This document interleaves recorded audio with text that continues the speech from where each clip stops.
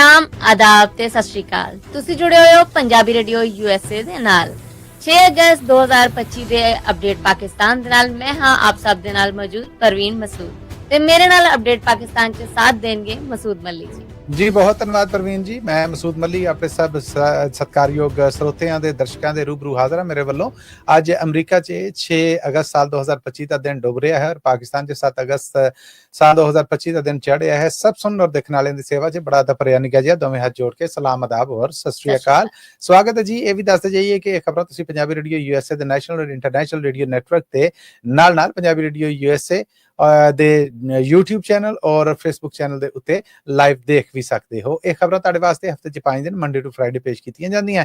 ਇਹਨਾਂ ਖਬਰਾਂ ਨੂੰ ਸਪਾਂਸਰ ਕਰਨ ਲਈ ਸਾਡਾ ਟੈਲੀਫੋਨ ਨੰਬਰ 408272 408 2725 ਪਾਕਿਸਤਾਨ 'ਚ ਪਿਛਲੇ 24 ਘੰਟਿਆਂ ਦੇ ਵਿੱਚ ਕੀ ਵਾਪਰਿਆ, ਵੱਡੀਆਂ ਖਬਰਾਂ ਦੇ ਇਸ ਬੁਲਟਨ ਨਾਲ ਚੱਲਨੇ ਜੀ। ਪ੍ਰਵੀਨ ਜੀ ਜੀ ਮਸੂਦ, ਪਹਿਲੀ ਖਬਰ ਵਾਲੇ ਵਧਨੇ ਆ। ਬਲੋਚਿਸਤਾਨ 'ਚ ਆਤਗਰਦਾਂ ਤੇ ਫੌਜੀ ਜਵਾਨਾਂ ਦੇ ਵਿਚਕਾਰ ਜਿਹੜੀ ਲੜਾਈ ਹੋਈ ਹੈ ਉਹਦੇ 'ਚ ਕੁਝ ਹਲਾਕਤਾਂ ਦੀ ਵੀ ਖਬਰ ਮਿਲੀ ਹੈ, ਜਿੱਦਾਂ ਫੌਜੀ ਜਵਾਨ ਵੀ ਮਾਰੇ ਗਏ ਨੇ ਤੇ ਕੁਝ ਆਤਗਰਦ ਜਿਹੜੇ ਨੇ ਉਹ ਵੀ ਮਾਰੇ ਗਏ ਨੇ।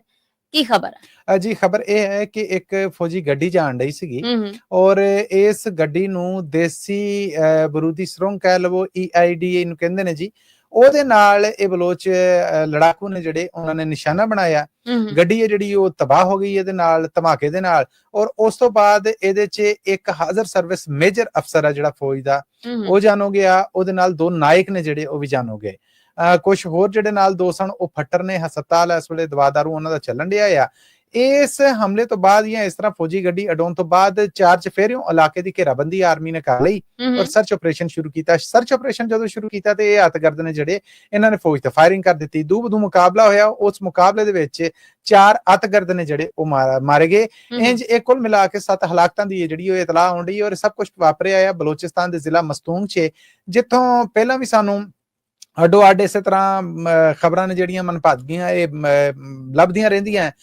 ਪੰਜਾਬੀਆਂ ਨੂੰ ਸ਼ਨਾਖਤ ਕਰਕੇ ਬੱਸਾਂ ਤੋਂ ਲਾ ਕੇ ਕਤਲ ਕਰਨ ਦੇ ਮਾਮਲੇ ਜਿਹੜੇ ਉਹ ਵੀ ਪਤਾ ਲੱਗਦੇ ਰਹਿੰਦੇ ਨੇ। ਸੋ ਇਹ ਇਲਾਕਾ ਰੋਲੇ ਰੱਪੇ, ਲੜਾਈ ਝਗੜੇ, ਫਸਾਦ, ਖੂਨ ਖਰਾਬੇ ਦੇ ਮਾਮਲੇ 'ਚ ਬੜਾ ਸਾਹਮਣੇ ਹੈ। ਸੋ ਮਸਤੂੰਗ 'ਚ ਹੋਣ ਵਾਲੀ ਇਸ ਕਾਰਵਾਈ 'ਚ ਪਾਕਿਸਤਾਨੀ ਫੌਜ ਦੇ ਇਤਲਾਹਾਂ ਦੇਣ ਵਾਲੇ ਮਹਿਕਮੇ ਨੇ ਆਖਿਆ ਕਿ ਇਹ ਸਭ ਕੁਝ ਭਾਰਤ ਨੇ ਕਰਵਾਇਆ ਹੈ।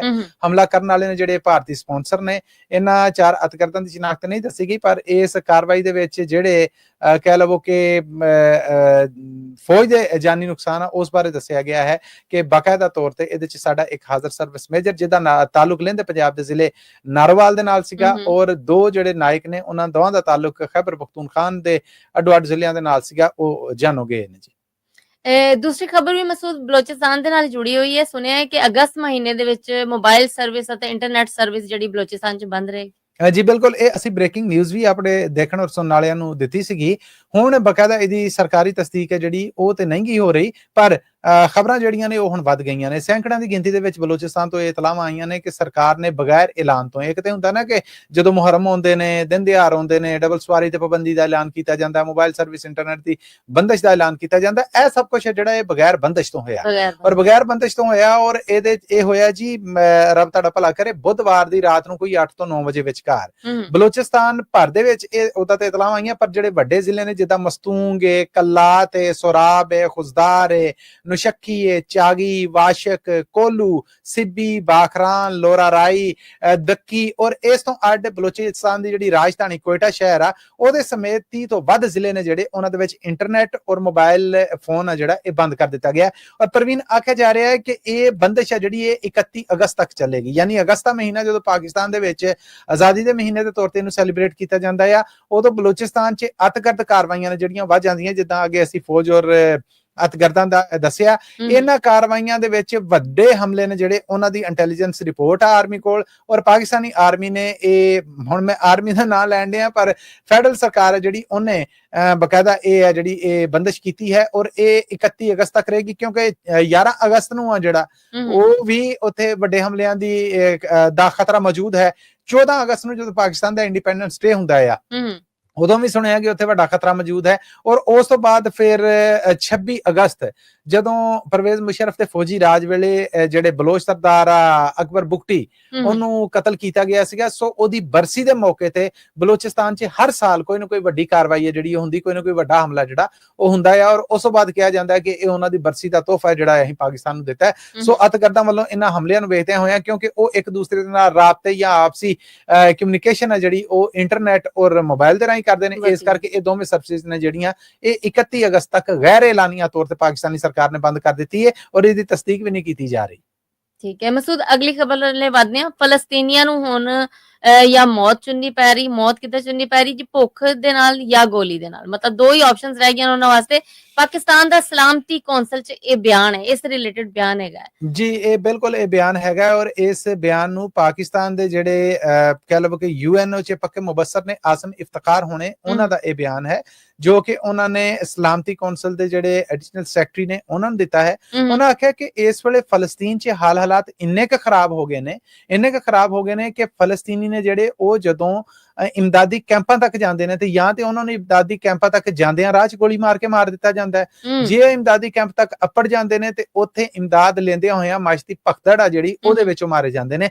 ਦੋਵੇਂ ਸੂਰਤਾਂ ਦੇ ਵਿੱਚ ਉਹਨਾਂ ਨੂੰ ਤਸੀਹਤ ਦੇ ਕੇ ਮਾਰਿਆ ਜਾ ਰਿਹਾ ਔਰ ਇਹ ਸਭ ਕੁਝ ਇਸਰਾਈਲ ਕਰ ਰਿਹਾ ਹੈ, ਜਿਹੜਾ ਉੱਥੇ ਰਾਹਦਾਰੀ ਨਹੀਂ ਖੋਲ ਰਿਹਾ ਕਿ ਜ਼ਮੀਨੀ ਰਾਹ ਥਾਣੀ ਉੱਥੇ ਖੁਰਾਕ ਇਮਦਾਦ ਆ ਜਿਹੜੀ ਉਹ ਅਪੜਾਈ ਜਾ ਸਕੇ। ਪਾਕਿਸਤਾਨ ਵੱਲੋਂ ਯਾਦ ਰਵੇ ਕਿ 100 ਟਨ ਇਮਦਾਦ ਆ ਜਿਹੜੀ ਉਹ ਉਰਦਨ ਰਾਹੀਂ ਫਲਸਤੀਨ ਭੇਜਣ ਵਾਸਤੇ ਪਾਕਿਸਤਾਨ ਤੋਂ ਟੋਰੀ ਗਈ ਹੈ, ਜਿਹਦੇ ਬੱਚਿਆਂ ਦਾ ਸੁੱਕਾ ਦੁੱਧ ਹੈ, ਦੁੱਧ ਦੇ ਲਿਕੁਇਡ ਦੁੱਧ ਦੇ ਡੱਬੇ ਨੇ, ਬਾਕੀ ਸਾਰੀਆਂ ਸ਼ੈਵਾਂ ਨੇ। ਪਰ ਪ੍ਰੋਬਲਮ ਇਹ ਹੈ ਕਿ ਉੱਥੇ ਇਹ ਇਮਦਾਦ ਆ ਜਿਹੜੀ ਇੱਡੀ ਬੇਜਾਨ ਔਰ ਤਸਵੀਰਾਂ ਜਿਹੜੀਆਂ ਸਾਹਮਣੇ ਆ ਰਹੀਆਂ ਨੇ ਉਹਨਾਂ 'ਚ ਪਾਕਿਸਤਾਨੀ ਮੰਦੂਬ ਜਿਹੜੇ ਨੇ ਆਸਮ ਇਫਤਖਾਰ ਹੋਣੇ, ਉਹਨਾਂ ਨੇ ਆਖਿਆ ਕਿ ਤਸਵੀਰਾਂ ਵੇਖ ਲਵੋ। ਨਿਊਯਾਰਕ ਟਾਈਮਜ਼ ਆ ਜਿਹੜਾ ਉਹਦਾ ਹਵਾਲਾ ਦਿੱਤਾ, ਵਾਸ਼ਿੰਗਟਨ ਪੋਸਟ ਅਖਬਾਰ ਹੈ ਜਿਹੜਾ ਅਮਰੀਕੀ ਉਹਦਾ ਹਵਾਲਾ ਦਿੱਤਾ ਔਰ ਉਹਨਾਂ ਨੇ ਆਖਿਆ ਕਿ ਹਜੇ ਤੱਕ ਇਸ ਇਮਦਾਦ ਦੌਰਾਨ 18,500 ਬੱਚੇ ਨੇ ਜਿਹੜੇ ਉਹ ਹਲਾਕ ਹੋਏ ਨੇ, ਜਿਹੜੇ ਸਿਰਫ ਇਮਦਾਦ ਲੈਣ। ਇਹ ਮਈ ਮਹੀਨੇ ਤੋਂ ਲੈ ਕੇ ਹੁਣ ਤੱਕ ਦੇ ਆંકੜੇ ਨੇ, ਜਿਹਦੇ ਤੋਂ ਇਹ ਜ਼ਾਹਰ ਹੁੰਦਾ ਹੈ ਕਿ ਹਜੇ ਤੱਕ ਇਸ ਲੜਾਈ 'ਚ ਹਰ 1 ਘੰਟੇ 'ਚ ਇੱਕ ਫਲਸਤੀਨੀ ਬੱਚਾ ਹੈ ਜਿਹੜਾ ਉਹ ਜਾਨ ਦੀ ਬਾਜ਼ੀ ਹਾਰਿਆ। 60,000 ਤੋਂ ਵੱਧ ਜਾਨਾਂ ਨੇ ਜਿਹੜੀਆਂ ਉਹ ਗਜ਼ਾ ਦੇ ਵਾਸੀਆਂ ਦੀਆਂ ਗਈਆਂ ਨੇ ਤੇ ਇਮਦਾਦ ਆ ਜਿਹੜੀ ਉਹਦੇ ਵਿੱਚ ਰੋਕ ਕਰਕੇ ਨਾ ਸਿਰਫ ਇਸਰਾਈਲ ਇੰਟਰਨੈਸ਼ਨਲ ਜੁਰਮ ਕਰ ਰਿਹਾ, ਜੰਗੀ ਜੁਰਮ ਕਰ ਰਿਹਾ, ਬਲਕਿ ਦੁਨੀਆ ਨੂੰ ਇਹਦੇ ਤੇ ਕਿਰਦਾਰ ਨਿਭਾਉਣ ਦੀ ਲੋੜ ਆ। ਉੱਥੇ ਹੁਣ ਫਲਸਤੀਨੀ ਨੇ ਜਿਹੜੇ ਉਹਨਾਂ ਦੀ ਬਕਾਇਦਾ ਮਨਸੂਬਾਬੰਦੀ ਦੇ ਤਹਿਤ ਨਸਲਕੁਸ਼ੀ ਹੈ ਜਿਹੜੀ ਉਹ ਕੀਤੀ ਜਾ ਰਹੀ ਹੈ ਔਰ ਪਾਕਿਸਤਾਨ ਨੂੰ ਇਹਦੇ ਤੇ ਚਿੰਤਾ ਆ। ਪਾਕਿਸਤਾਨ ਨੇ ਇਸ ਕਹਿ ਲਓ ਕਿ ਬਾਬਤ ਇਹ ਬਿਆਨ ਜਿਹੜਾ ਇਹ ਦਿੱਤਾ ਹੈ ਔਰ ਫਲਸਤੀਨੀਆਂ ਦੇ ਨਾਲ ਹਮਾਇਤ ਦਾ ਐਲਾਨ ਕੀਤਾ ਹੈ। ਮਸੂਦ, ਪੰਜਾਬ ਸਰਕਾਰ ਵੱਲੋਂ ਖਬਰਾਂ ਤੇ ਬਹੁਤ ਸਾਰੀਆਂ ਆਉਂਦੀਆਂ ਰਹਿੰਦੀਆਂ ਹੁੰਦੀਆਂ ਨੇ, ਕੁਝ ਵਧੀਆ ਹੁੰਦੀਆਂ ਨੇ, ਕੁਝ ਕਿੱਦਾਂ ਦੀਆਂ ਵੀ ਹੁੰਦੀਆਂ ਨੇ, ਬਟ ਇੱਕ ਖਬਰ ਹਾਂਜੀ ਬਿਲਕੁਲ ਜੀ, ਇੱਕ ਖਬਰ ਹੈਗੀ ਜੀ, ਪੰਜਾਬ ਸਰਕਾਰ ਵੱਲੋਂ ਇਲੈਕਟ੍ਰਿਕ ਬਾਈਕ ਖਰੀਦਣ ਤੇ 1 ਲੱਖ ਰੁਪਇਆ ਇਨਾਮ ਵਾਲਾ ਮਨਸੂਬਾ। ਇਹ ਕੀ ਆ? ਇਹ ਇਲੈਕਟ੍ਰਿਕ ਬਾਈਕ ਤਾਂ ਨਹੀਂ, ਇਹ ਅਸਲ ਜੀ ਪਾਕਿਸਤਾਨ ਦੀ ਫੈਡਰਲ ਸਰਕਾਰ ਆ ਜਿਹੜੀ ਉਹਦੇ ਵੱਲੋਂ ਗ੍ਰੀਨ ਕ੍ਰੈਡਿਟ ਪ੍ਰੋਗਰਾਮ ਹੈ ਜਿਹੜਾ ਉਹ ਸ਼ੁਰੂ ਕੀਤਾ ਗਿਆ ਹੈ। ਗ੍ਰੀਨ ਕ੍ਰੈਡਿਟ ਪ੍ਰੋਗਰਾਮ ਦਾ ਮਤਲਬ ਇਹ ਹੈ ਕਿ ਤੁਸੀਂ ਕੁਦਰਤੀ ਮਾਹੌਲ ਆ ਜਿਹੜਾ ਉਹਦੇ ਜਦੋਂ ਮੋਟਰਸਾਈਕਲ ਚਲਾਉਂਦੇ ਜੇ, ਪੈਟਰੋਲ ਆ ਜਿਹੜਾ ਪੈਟਰੋਲ ਦੇ ਨਾਲ ਤੁਸੀਂ ਪੋਲੂਸ਼ਨ ਆ ਜਿਹੜਾ ਧੂੰ ਛੱਡ ਰਹੇ ਜੇ, ਗੱਡੀ ਚਲਾਉਂਦੇ ਜੇ ਡੀਜ਼ਲ ਤੇ ਜਾਂ ਮੋਟਰਸਾਈਕਲ ਤੇ ਤਾਂ ਵੀ ਤੁਸੀਂ ਛੱਡ ਰਹੇ ਜੇ, ਘਰ 'ਚ ਤੁਸੀਂ ਆਮ ਬਲਬ ਜਾਂ ਲਾਈਟ ਬਾਲਦੇ ਜੇ ਜਿਹੜੀ LED ਨਹੀਂ ਗਈ ਹੈ ਤੇ ਵੀ ਤੁਸੀਂ ਇੱਕ এনवायरमेंट ਆ ਜਿਹੜਾ ਉਹਨੂੰ ਹੀਟ ਆ ਜਿਹੜੀ ਉਹ ਦੇ ਰਹੇ ਜੇ। ਸੋ ਇਹ ਕੰਮ ਨੇ ਜਿਹੜੇ ਤੁਸੀਂ ਅਗਰ ਛੱਡ ਦਿੰਦੇ ਜੇ, ਤੁਸੀਂ ਇਲੈਕਟ੍ਰੀਕਲ ਬਾਈਕ ਤੇ ਆ ਜਾਂਦੇ ਜੇ, ਪੈਟਰੋਲ ਤੋਂ ਇੱਧਰ ਆ ਜਾਂਦੇ ਜੇ ਤੇ ਫਿਰ ਤੁਹਾਡੇ ਕ੍ਰੈਡਿਟ ਬਣਦੇ ਜਾਂਦੇ ਨੇ। ਇਹ ਗ੍ਰੀਨ ਕ੍ਰੈਡਿਟਸ ਜਿਹੜੇ ਇਹਨਾਂ ਦੇ ਤਹਿਤ ਸਰਕਾਰ ਨੇ 1 ਲੱਖ ਰੁਪਏ ਤੱਕ ਦਾ ਜਿਹੜਾ ਸਕੋਰ ਕਰਦੇ ਨੇ। ਮਿਸਾਲ ਦੇ ਤੌਰ ਤੇ ਤੁਸੀਂ ਰਜਿਸਟਰਡ ਕਰਦੇ ਜੇ ਆਪਣੇ ਆਪ ਨੂੰ, ਮੇਰੇ ਘਰ 'ਚ ਆ ਜਿਹੜੀ ਇੰਨੇ ਟਿਊਬ ਲਾਈਟਾਂ ਦੀ ਲੋੜ ਆ, ਸੋ ਮੈਂ ਇੰਨੀਆਂ ਟਿਊਬ ਲਾਈਟਾਂ ਲਾਈਆਂ, ਪਤਾ ਲੱਗਾ ਕਿ ਤੁਹਾਡੇ 2 ਕ੍ਰੈਡਿਟ ਇਹ ਬਣ ਗਏ ਨੇ। ਫਿਰ ਤੁਸੀਂ ਕਹਿੰਦੇ ਜੀ ਮੇਰੇ ਘਰ 'ਚ 4 ਮੋਟਰਸਾਈਕਲਾਂ ਨੇ, ਮੈਂ ਚਾਰੇ ਨੇ ਜਿਹੜੀਆਂ ਉਹ ਇਲੈਕਟ੍ਰਿਕ ਬਾਈਕ ਕਰ ਲਈਆਂ ਨੇ, ਪਤਾ ਲੱਗਾ ਕਿ ਇਹਨਾਂ ਦਾ ਜਿਹੜਾ ਉਹ 10,000 ਕ੍ਰੈਡਿਟ ਇਹ ਬਣ ਗਏ ਨੇ। ਸੋ ਇਸ ਤਰ੍ਹਾਂ ਕਰਕੇ ਇਹ 1 ਲੱਖ ਰੁਪਈਆ ਸ਼ਰਤਾਂ ਦੇ ਨਾਲ ਗੰਢਿਆ ਹੈ। ਏਡੇ ਖੁਸ਼ ਨਾ ਹੋਵੋ ਕਿ ਤੁਸੀਂ ਇਲੈਕਟ੍ਰਿਕ ਬਾਈਕ ਲੈਣੀ ਹੈ, ਉਹਨੂੰ ਚਲਾਉਣਾ ਹੈ ਤੇ ਨਾਲ ਸਰਕਾਰ ਨੇ ਤੁਹਾਨੂੰ ਲੱਖ ਰੁਪਈਆ ਦੇ ਦੇਣਾ। ਯਾਦ ਰਵੇ ਕਿ ਇਲੈਕਟ੍ਰਿਕ ਬਾਈਕ ਪਾਕਿਸਤਾਨ 'ਚ ਆਮ ਮੋਟਰਸਾਈਕਲ ਅਗਰ ਲੱਖ ਰੁਪਏ ਦੀ ਹੈ ਨਾ, ਇੱਕ ਮਾਮੂਲੀ ਦੱਸ ਰਿਹਾ, 1.5 ਲੱਖ ਤੋਂ ਥੱਲੇ ਕੋਈ ਮੋਟਰਸਾਈਕਲ ਹੁਣ ਪਾਕਿਸਤਾਨ 'ਚ ਨਹੀਂ ਹੈ, ਭਾਵੇਂ CD70 ਤੁਸੀਂ ਲਵੋ। 1.5 ਲੱਖ ਦੀ ਆਮ ਮੋਟਰਸਾਈਕਲ ਹੈ ਤੇ ਇਲੈਕਟ੍ਰਿਕ ਬਾਈਕ ਹੈ ਜਿਹੜੀ ਉਹ 3 ਲੱਖ ਰੁਪਏ ਦੀ ਹੈ। ਸੋ ਜਿਹਨੇ 3 ਲੱਖ ਦੀ ਬਾਈਕ ਲੈਣੀ ਹੈ, ਵੇਖ ਲਵੋ ਕਿ ਪਹਿਲਾਂ ਉਹ ਆਸ ਉਮੀਦ 'ਚ ਲੈ ਲਵੇ ਕਿ ਮੈਂ ਲੱਖ ਰੁਪਈਆ ਕਰਜ਼ਾ ਚੁੱਕਣਾ, ਬਾਅਦ ਚੋਂ ਸਰਕਾਰ ਨੇ ਮੈਨੂੰ ਦੇਣਾ, ਮੈਂ ਮੋੜ ਦੇਣਾ, ਇੰਜ ਨਹੀਂ ਹੁੰਦਾ। ਸੋ ਇਹ ਜਿਹੜਾ ਗ੍ਰੀਨ ਕ੍ਰੈਡਿਟਸ ਪ੍ਰੋਗਰਾਮ ਹੈ ਉਹਦੇ ਤਹਿਤ 1 ਲੱਖ ਰੁਪਈਆ ਤੱਕ ਜਿਹੜਾ ਉਹ ਸਪੋਰਟ ਦੇਣ ਦਾ ਐਲਾਨ ਕੀਤਾ ਗਿਆ। ਸੋ ਸ਼ਰਤਾਂ ਦੇ ਨਾਲ ਇਹ ਕਹਿ ਲਓ ਜੁੜਿਆ ਪ੍ਰੋਗਰਾਮ ਹੈ ਫੈਡਰਲ ਸਰਕਾਰ ਦਾ। ਇਹਨੂੰ ਅਡਾਪਟ ਜਿਹੜਾ ਪੰਜਾਬ ਸਰਕਾਰ ਨੇ ਪਹਿਲਾਂ ਕਰਨ ਦਾ ਐਲਾਨ ਕੀਤਾ ਕਿ ਜਿਹੜਾ ਇਦਾਂ ਇਲੈਕਟ੍ਰਿਕ ਬਾਈਕ ਤੇ ਆਏਗਾ, LEDs ਤੇ ਆਏਗਾ, ਬਾਕੀ ਸ਼ਾਮਾਂ ਤੇ ਆਏਗਾ, ਉਹਦਾ ਸਕੋਰ ਜਦੋਂ 1 ਲੱਖ ਤੱਕ ਕੱਪੜੇਗਾ ਤੇ ਉਹਨੂੰ ਸਰਕਾਰ 1 ਲੱਖ ਰੁਪਈਆ ਇਨਾਮ ਦੇਗੀ। ਆਸ ਇਹ ਰੱਖੋ ਕਿ ਕਿਸੇ ਨੂੰ ਲੱਭੇ ਔਰ ਅਸੀਂ ਵੇਖੀਏ ਕਿ ਵਾਕਈ ਇਹ ਕਿਸੇ ਨੂੰ ਲੱਭੇ ਨੇ। ਅੱਛਾ ਮਸੂਦ, ਅਗਲੀ ਖਬਰ ਅਗਸਤ ਦੇ ਨਾਲ ਜੁੜੀ ਹੋਈ ਹੈ। ਅਗਸਤ ਮਹੀਨੇ ਦਾ ਤੁਹਾਨੂੰ ਪਤਾ ਕਿ 14 ਅਗਸਤ ਦਾ ਦਿਨ ਹੁੰਦਾ ਹੈ ਜੀ, ਪਾਕਿਸਤਾਨ ਦੇ ਇੰਡੀਪੈਂਡੈਂਸ ਡੇ ਦੀ ਪਾਕਿਸਤਾਨ ਇੰਡੀਪੈਂਡੈਂਸ ਡੇ ਹੁੰਦਾ, ਤੇ ਬੱਚੇ ਜਿਹੜੇ ਨੇ ਉਹ ਝੰਡੀਆਂ ਵਗੈਰਾ ਵੀ ਲੈਂਦੇ ਨੇ। ਉਹ ਇੱਕ ਵਾਜਾ ਹੁੰਦਾ ਜਿਹੜਾ ਕਿ ਕਹਿ ਲੋ ਕਿ 13 ਅਗਸਤ ਵਾਲੇ ਦਿਨ ਤੁਸੀਂ ਕਹਿ ਲੋ ਕਿ ਹਰ ਬੱਚਾ ਰਾਤ ਨੂੰ ਜਿਹੜਾ ਨਾ ਉਹ ਮਹੀਨਾ ਚੜਨ ਦੀ ਦੇਰ ਆ ਤੇ ਗਲੀ ਮਹੱਲਿਆਂ 'ਚ ਫੱਟੇ ਲੱਗ ਜਾਂਦੇ ਨੇ। ਉਹਦਾ ਖਾਸ ਇਹਤਮਾਮ ਹੁੰਦਾ ਨਾ ਉਹਦਾ, ਤੇ ਤੁਸੀਂ ਗਲੀ ਮਹੱਲੇ 'ਚ ਲੰਘ ਨਹੀਂ ਸਕਦੇ। ਪਰ ਇਸਲਾਮਾਬਾਦ ਸ਼ਹਿਰ ਦੇ ਵਿੱਚ ਇਸ ਵਾਜੇ ਨੂੰ ਵੇਚਣ ਤੇ ਪਾਬੰਦੀ ਲਾ ਜੀ ਹੋਣਾ ਤੇ ਪੂਰੇ ਪਾਕਿਸਤਾਨ 'ਚ ਚਾਹੀਦਾ ਹੈ। ਮਤਲਬ 13 ਅਗਸਤ ਦੀ ਰਾਤ ਨੂੰ ਆਮ ਲੋਕਾਂ ਤੇ ਪਾਬੰਦੀ ਹੁੰਦੀ, ਕੋਈ ਬਿਮਾਰ ਨਾ ਹੋਵੇ, ਕੋਈ ਫੈਮਿਲੀ ਨੂੰ ਲੈ ਕੇ ਬਾਹਰ ਨਾ ਜਾਵੇ, ਜੇ ਕੋਈ ਜਾਵੇ ਤੇ ਆਪਣੇ ਰਿਸਕ ਤੇ ਜਾਵੇ, ਜੇ ਕਿਸੇ ਨੂੰ ਹਸਪਤਾਲ ਵੀ ਖੜਨਾ ਪੈ ਰਿਹਾ ਹੈ ਤੇ ਉਹ ਆਪਣੇ ਰਿਸਕ ਤੇ, ਕਿਉਂਕਿ ਲਾਗੇ ਮੋਟਰਸਾਈਕਲ ਤੋਂ ਲੰਘਦਿਆਂ ਕਿਸੇ ਨੇ ਤੁਹਾਡੇ ਕੰਨ ਨਾਲ ਜੋੜ ਕੇ ਜਦੋਂ ਉਹ ਵਾਜੇ ਨੇ ਪੂਰੀ ਫੂਕ ਨਾਲ ਵਜਾਉਣਾ, ਭਾਵੇਂ ਤੁਹਾਡੇ ਕੰਨ ਦੇ ਪਰਦੇ ਪਾੜ ਜਾਣ, ਉਹਨੇ ਦੱਸਣਾ ਹੈ ਕਿ ਮੈਂ ਇੱਕ ਆਜ਼ਾਦ ਮੁਲਕ ਦਾ ਇੱਕ ਆਜ਼ਾਦ ਸ਼ਹਿਰੀ ਹਾਂ ਔਰ ਮੈਂ ਪੂਰੀ ਆਜ਼ਾਦੀ ਨਾਲ ਜੀਣ ਡਿਆ। ਪਿਛਲੇ ਸਾਲ ਅਗਰ ਤੁਹਾਨੂੰ ਚੇਤਾ ਹੋਵੇ ਤੇ ਲੰਡਨ ਦੇ ਵਿੱਚ ਪਾਕਿਸਤਾਨੀ ਨਿਕਲੇ ਔਰ ਇਹੋ ਹੀ ਵਾਜੇ, ਔਰ ਲੰਡਨ ਪੁਲਿਸ ਆ ਜਿਹੜੀ ਉਹ ਤੰਗ ਪਈ ਸੀ ਉਹਨਾਂ ਤੋਂ ਕਿ ਕੀ ਹਰਕਤ ਕਰਨ ਦੇ ਨੇ, ਇਹਦਾ ਹੁਣ ਸਾਡੇ ਕੋਲ ਕੋਈ ਲਾ ਨਹੀਂ ਕਿ ਵਾਜੇ ਵਜਾਉਣ ਦਾ ਕੋਈ ਜੁਰਮ ਆ ਤੇ ਇਸ ਜੁਰਮ ਨੂੰ ਰੋਕੀਏ। ਔਰ ਉਹ ਜਿੱਧਰ ਨੂੰ ਜਾ ਰਹੇ ਨੇ ਉਹ ਪਾਕਿਸਤਾਨੀਆਂ ਦੇ ਨਿਆਣੇ ਪਿੱਛੇ ਵਾਜੇ ਵਜਾਉਣ ਦੇ ਆ। ਇਹ ਐਸੀ ਹਰਕਤ ਆ ਜਿਹੜੀ ਇਹ ਪਾਕਿਸਤਾਨ ਤੋਂ ਹੀ ਐਕਸਪੋਰਟ ਹੋ ਕੇ ਉੱਥੇ ਗਈ ਹੈ।